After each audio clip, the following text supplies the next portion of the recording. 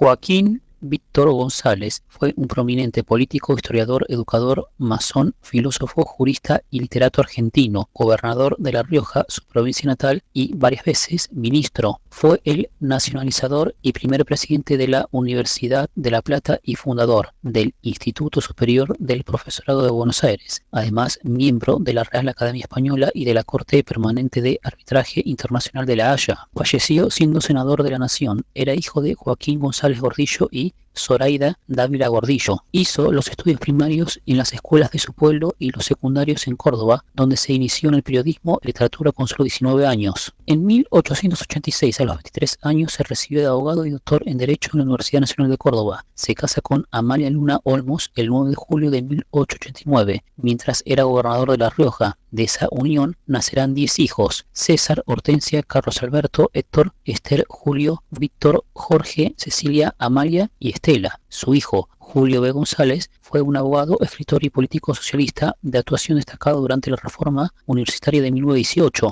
En el año de 1887, siendo uno de los más prominentes juristas de la Argentina, es designado miembro de la Comisión de Reforma Constitucional y se le encarga la tarea de redactar el proyecto de constitución para la provincia de La Rioja. Ese mismo año publica su primera obra historiográfica, La Revolución de la Independencia Argentina. Ingresa al diario La Prensa de Buenos Aires y es nombrado primer profesor de la Cátedra de Derechos de Minas. En 1889, antes de terminar su periodo legal de diputado, es electo gobernador de su provincia, cargo al que renuncia al cabo de 2 años para dedicarse de lleno a su actividad de escritor periodista. Por entonces publica su obra emblemática, La Tradición Nacional, donde vincula al paisaje, el folclore, la sociología y la historia del país. En 1894 es designado titular de la Cátedra de Legislación de Minas y en 1896 accede al Consejo Nacional de Educación, siendo además académico titular de la Facultad de Filosofía y Letras de la Universidad de Buenos Aires. Para el año de 1901, el presidente Roca lo designó ministro del Interior, para la cual debió renunciar a su banca de diputado. Al mismo tiempo se hizo cargo en forma interina de los ministerios de Justicia e Instrucción Pública y de Gobierno, además de Relaciones Exteriores. No por esto abandonó su labor académica, dictando discursos magistrales recordados por años, como el pronunciado en la Facultad de Derecho de 1902 sobre el ideal de justicia y la vida contemporánea. Siendo ministro, esbozó un proyecto de reforma electoral por circunscripciones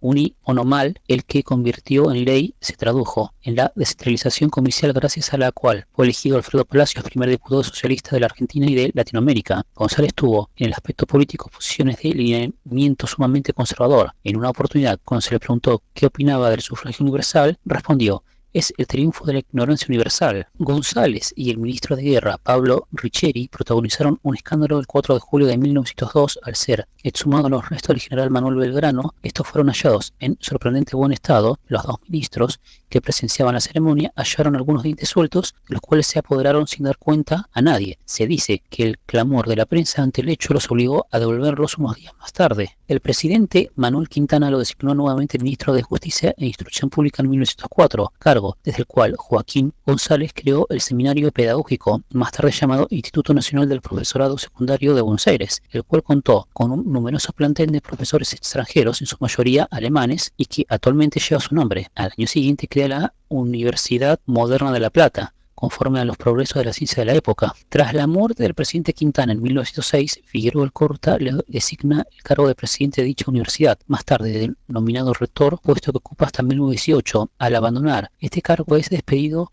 poéticamente en el Teatro Argentino de La Plata. En 1907 es electo por primera vez senador nacional por la provincia de La Rioja, cargo que renovará en 1916 y desempeñará hasta su fallecimiento. En 1914 fue uno de los fundadores del Partido Demócrata Progresista. De regreso en Buenos Aires, vuelve a las aulas de la universidad enseñando Derecho Constitucional Americano, Derecho Institucional Público e Historia de la Diplomacia Argentina, a la vez que colabora con el diario La Nación de esa ciudad. Desde su cargo, trabaja activamente en los preparativos de los homenajes por el centenario del fallecimiento del general Manuel Belgrano, que tuvieron lugar en 1920. Escribe una vibrante oración a la manera que se fijó en todas las ciudades y los pueblos de la República. Continuó desempeñándose como senador hasta su muerte en diciembre de 1923, luego de lo cual fue reemplazado en ese esa banca por el doctor Héctor de la Fuente. Sus restos fueron trasladados varios años más tarde a su Chilecito natal. Reconocido como uno de los más ilustres hombres de la Argentina, Joaquín B. González fue miembro académico corresponsal de la Real Academia Española desde 1906 y formó parte de la Corte Internacional de Arbitraje de la Haya en 1921. En su honor, la calle 1 de La Plata lleva su nombre. Una calle en la localidad valira San Bernardo del Tuyú también lleva su nombre.